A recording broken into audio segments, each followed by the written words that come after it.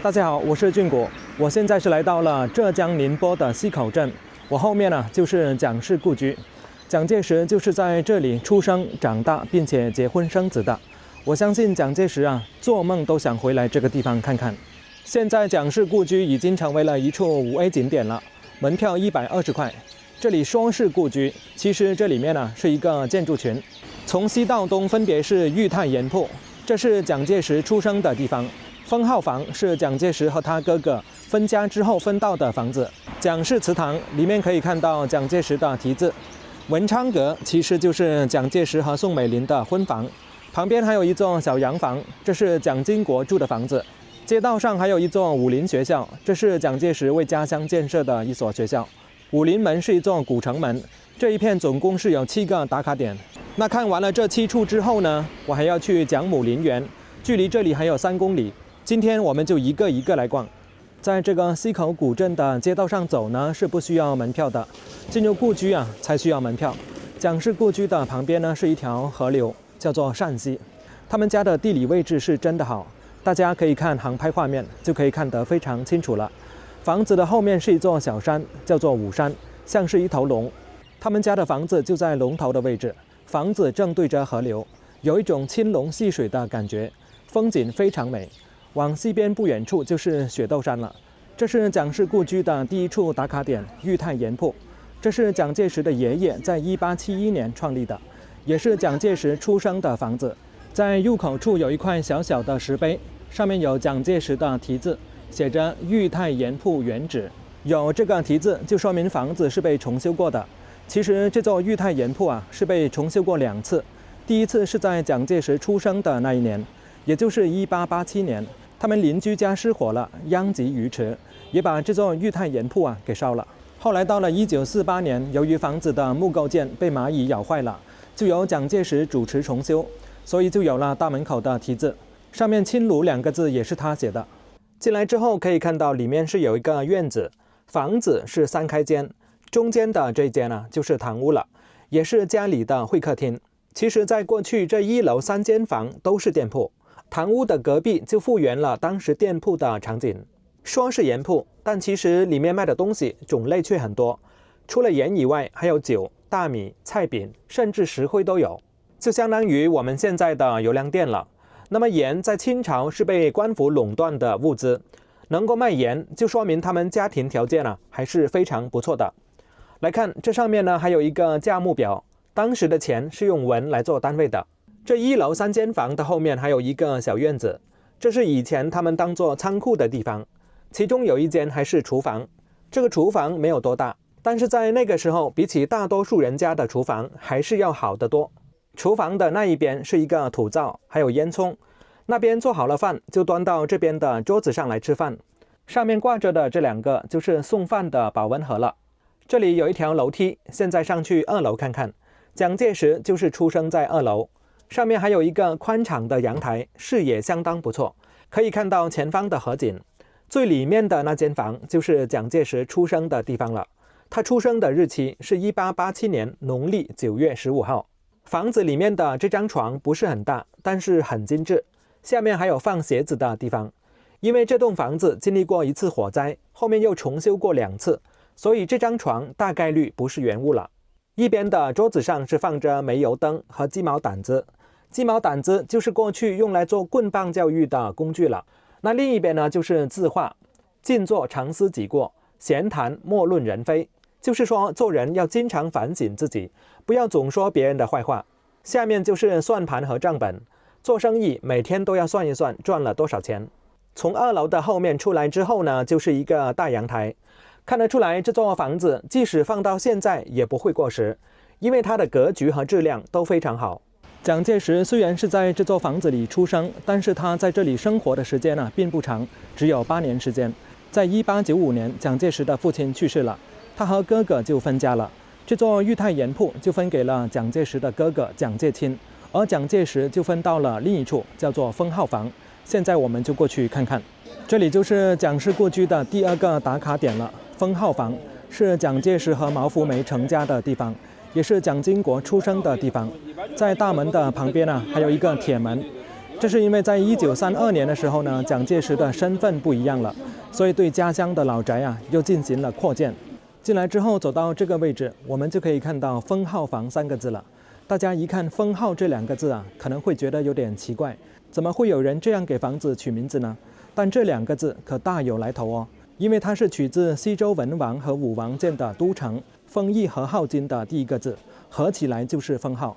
你看蔣介石給房子起名稱的方式還是很有內涵的吧？那這座封號房的規模啊，比裕泰鹽鋪就要大得多了，裡面是有好幾個不同的院落，總共是有49間房。這裡寫着素居，因為蔣介石的原配夫人啊，她是信佛教，吃素念佛，所以這座宅子呢就取名為素居。這裡1樓是接待客人的地方，2樓就是蔣介石的原配夫人毛福梅诵經念佛的地方了。繼續往裡面走呢，後面就是4合院了，正中間呢就是他們家的祠堂，供奉祖先的。左右2邊呢分別是東西廂房，西廂房是他的原配夫人毛福梅住的。蔣經國就是在西廂房的2樓出生，東廂房就是蔣介石迎娶宋美齡之後給宋美齡住的，但是他一次都沒有住過。蔣介石原配夫人毛福梅和他離婚了，但是沒有離家，還是住在這裡。所以宋美齡覺得住在這間東廂房啊，和他原配夫人低頭不見抬頭見，特別尷尬，所以呢就沒有住在這裡。等一下我們看完了這裡，就會到蔣介石和宋美齡的婚房看看，是在另一處地方。毛福梅跟蔣介石結婚的時候是19歲，而當時蔣介石啊只有14歲。這段婚姻很顯然是家裡人啊撮合而成的，所以他們缺乏感情基礎，婚後的生活啊也並不如意。雖然毛福梅在各個方面跟宋美齡啊是沒有可比性，但是她也不缺乏智慧。跟蔣介石離婚不離家是一個非常明智的選擇。不離家就是還是他蔣家的人，離了家就什麼都不是了。當然還有另外一個原因，就是他們倆啊還有個孩子，就是蔣經國。其實蔣介石在迎娶宋美齡之前，還有過另外2個女人，毛福梅是原配，姚冶誠啊是妾，而這位陳潔如呢就是繼室。有資料顯示，陳潔如就是蔣介石認真追求的第1個女子。她是在1921年和蔣介石結婚，而且婚後啊也是長半期左右，還參與社交翻譯工作。蔣介石也是以她為傲，所以有人說陳潔如才是蔣介石一生中啊最愛的女人。這種說法不無道理。但是時間來到了1927年，由於考慮到自己的政治前途，就選擇和宋美齡結婚，也就跟陳潔如離婚了。宋家3姐妹大家都非常熟悉了，宋慶齡嫁給了孫中山，宋靄齡嫁給了孔祥熙，宋美齡嫁給了蔣介石。這裡面的關係啊錯綜複雜，每個人的故事呢都足以拍一部電視劇了。在這個4合院裡還有2棵桂花樹，一棵是金桂，一棵是銀桂，這2棵都是宋美齡親手種的，現在都這麼大了，枝繁葉茂的。這座封號房雖然這麼大，但是蔣介石他們呢很少在這裡住，所以平時呢就是他的原配夫人毛福梅和蔣介石的母親在這裡住。這裡呢就是他們日常生活的地方了，做好飯就直接搬到對面的餐廳吃。這種設計呢倒是挺合理，廚房和餐廳呢都挨得很近。這是一個3眼灶，油鹽醬醋呢就是放上方，你看這裡呢就是煙囪了。大家看這裡寫着毛福梅罹難處。毛福梅的一生啊其實也挺不容易。蔣經國從15歲到27歲之間毛福梅都沒有見到過他，因為當時蔣經國去蘇聯留學了。直到1937年蔣經國回來之後，2個人才有一段短暫的天倫之樂。後面蔣經國又出去工作了。到了1939年，蔣經國當時是在江西贛州，他就想着把母親接過去住，但是非常不湊巧，就在蔣經國準備過來接他的時候，日本人的飛機飛到這裡，對這裡一頓狂轟亂炸。當時毛福梅就是在廚房裡做飯，就準備從這個後門逃出去，但是炸彈就落在旁邊的這座房子裡，導致毛福梅就被倒塌的房子壓死了。蔣經國後來就寫下了一塊石碑，叫做以血洗血，發誓要給母親報仇。在西廂房的旁邊還有一棟2層的房子，這是蔣介石的母親住的。這裡有一個細節，大家注意看，蔣介石母親住的房子地基呢要高一點，而西廂房的這些房子是後來擴建的，也就是晚輩住的房子，所以地基要低一些。也就是說晚輩的房子呢，地基不能高於長輩的。來看看他母親房子的樓梯非常窄，因為他母親是清代晚期的人，那個時候呢還流行裹小腳。樓梯之所以設計得這麼窄，就是因為他上下樓梯不方便，需要雙手扶着欄杆上。現在就來看看他母親的房間，不是很大。這裡除了這張床以外呢，所有東西都是後來重建的。這張床呢還是榫卯結構的，看起來做工啊還非常複雜。蔣介石的母親是叫王彩玉，這裡還有照片。他母親之前呢是嫁給了其他人，但是她老公呢很早就死了，她就帶髮去尼姑庵修行。後來在23歲的時候呢，就嫁給了蔣介石的爸爸，算是二婚了。他爸爸為什麼要娶個二婚的女人呢？因為他爸爸是三婚，之前娶了2個女人呢，也都死了。二婚嫁給三婚，也算是非常公平了。這邊是一些照片展覽，這個是蔣介石他爸爸的墓地。他爸去世了之後呢，就和前面的2個妻子埋在了一起。後來蔣介石的母親去世了，並沒有將他們埋在一起，而是單獨找了個地方修了個陵園。為什麼要這麼做呢？因為蔣介石怕別人說他是小妾生的孩子，所以就單獨給他母親修了個陵園。這邊牆壁上還有蔣介石母親王彩玉的照片，這是他母親為數不多的照片了。因為在過去啊，一些老人認為拍照的時候閃一下，閃光燈會把人的魂魄帶走，所以他母親就不怎麼願意拍照了，所以留下的照片呢也就很少了。從他們家出來之後，這邊就是碼頭了，因為他們家以前是做鹽的生意的嘛，所以說從碼頭上啊把鹽運上來，然後直接搬到他們的裕泰鹽鋪，交通非常方便。站在2樓啊就可以直接看到河，算是河景房了。這邊就是蔣氏宗祠了，包括新老2座祠堂。老祠堂是建於清代中期，規模比較小。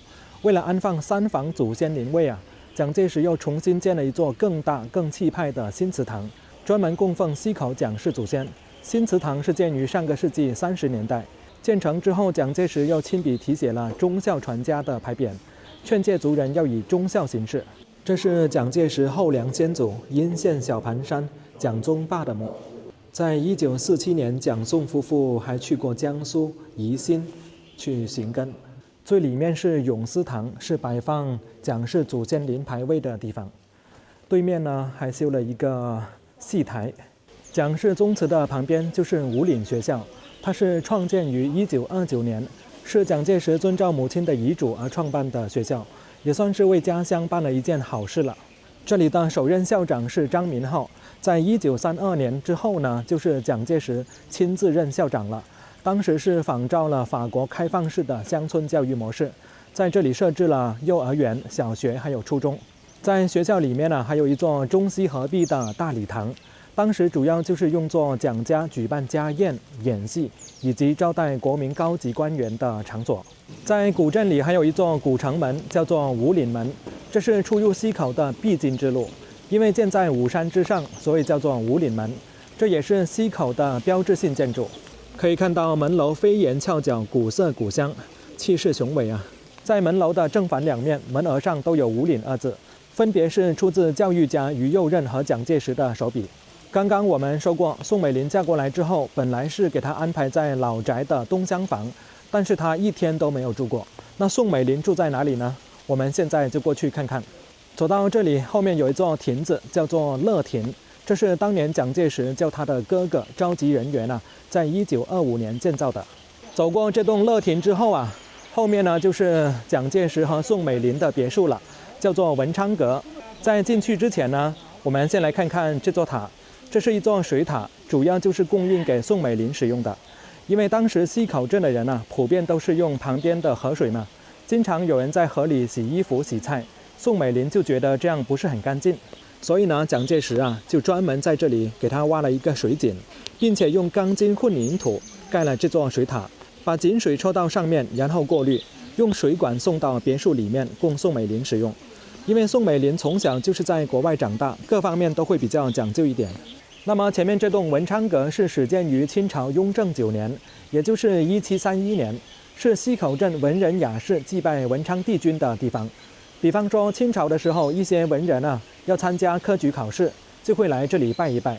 後來在1924年的清明節，蔣介石回鄉掃墓，看到文昌閣即將要倒塌了，就出資重修，建成了3間2層的樓房。後來蔣宋完婚之後，文昌閣就成為了他們的私人別墅和藏書樓了。西安事變之後啊，張學良被送到西口軟禁，最先的落腳點就是在文昌閣，之後被移送到雪窦山。到了1939年，侵华日軍轟炸西口，把文昌閣夷為平地。現在看到的文昌閣啊，是在1987年按照原樣重修的。可以看到這裡環境確實很好，算是河邊的一棟小別墅了。別墅的大門是在另一邊，下面呢還有一座小橋。這裡的景色讓人感到非常的愜意，小橋流水人家。蔣氏故居文昌閣，現在進去裡面看一下。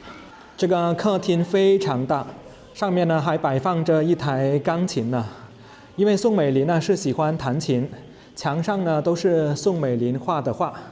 因為以前的大家閨秀啊都是琴棋書畫樣樣精通，又會畫畫又會彈琴。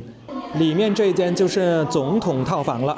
來看一下，其實呢也不是說特別大，而且這個房間裡面呢最特別的就是這張床了，它是有6條腿，取66大順的意思。而且這個床呢有個特點啊，它靠頭的這一邊呢竟然是裝有鏡子。像我们那邊的習俗呢，就是鏡子是不能對着床的，它這裡竟然是直接裝在床上。除了床以外呢，還有梳妝台、衣櫃、沙發等等，這些家具呢都是西洋風格的。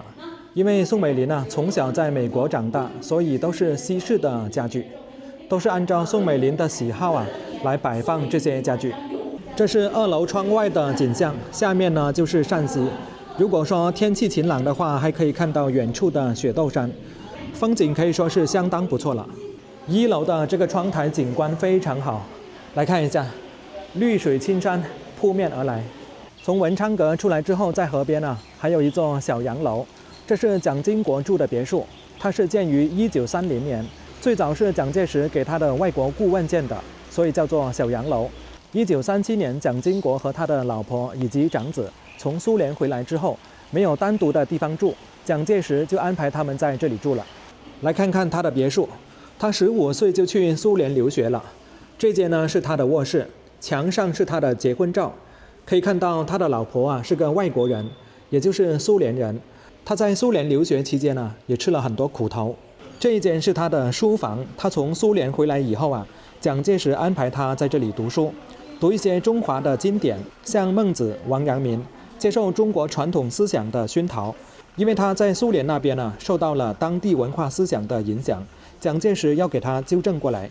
這裡牆上就是他4個時期的照片了，這是少年時期、青年時期、中年時期，這邊呢就是老年時期了。原來這個房子還有地下室呢，也進來看一看。地下這一層呢，就是展示了很多老照片。這是蔣介石啊和長孫孝文，還有孫女孝章啊在西口的留影。這是蔣經國在雪竇山的千丈岩拍的照片。這是蔣經國的全家福，他老婆啊就是長這個樣子。這就是蔣經國寫的那塊碑了，以血洗血，發誓啊要為他母親報仇。這座小洋房也是建在河邊，他老婆是蘇聯人，喜歡游泳，因為他是穿着那種泳衣啊往下跳水嘛，所以說附近的老鄉呢就在對面看。外國人的思想啊是比較開放，要是換成中國的老婆啊，就不好意思在這裡跳水了。好了，蔣氏故居這一塊就參觀到這裡，現在我們到蔣母陵園那邊看看。蔣母陵園離故居那邊呢，大概是有3公里。剛剛我是開車過來，前面呢是有一座牌坊，寫着蔣母墓道。他母親的陵園啊，用的是這個陵字。一般來說，帝王的陵墓啊才會用到這個字，可見這座墓規格還是很高。還有專門的墓道。這座陵園的位置啊是非常好的，據說蔣介石當時是派了飛機過來選址。這座陵園啊是始建於1923年，到1930年呢才完工。這條墓道的長度呢是668米，整條墓道綠樹成蔭，非常幽靜。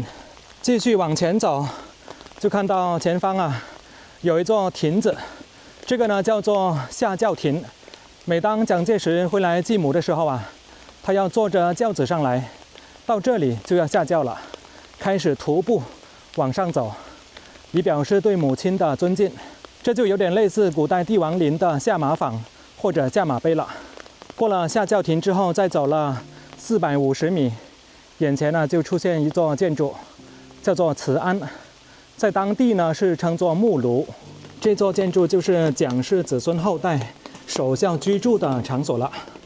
這裡也是蔣介石回鄉之後入住次數和時間最長的地方，這也說明他是挺有孝心的。這座慈安也是建於1923年，在1930年呢又進行了擴建。大概在1937年初，蔣介石在這裡住了差不多100天的時間。在慈安大廳的中間有一塊石碑，後面的祭文呢是中山先生寫的。那麼這一塊呢就是蔣介石寫的了。這裡還有一間辦公室，蔣介石在這裡住那麼久啊，也是需要辦公。旁邊有一張躺椅，另一邊呢就是他的臥室了，桌子上還放着電話機呢。再繼續往前走就是陵園的墓冢了，這是蔣介石母親單獨的墓冢，沒有和他的父親一起葬啊，因為當時蔣介石的母親呢是有囑咐說要另選地方安葬。到了，這就是蔣母之墓，上面還有4個字“捆範足氏”，意思就是女中的模範，完美的榜樣。1949年4月24日凌晨，解放軍佔領了南京總統府，蔣介石在這裡度過了他在溪口的最後一個夜晚。第2天上午來到這裡拜別了他的母親之後，就從象山港乘船永遠離開了故土。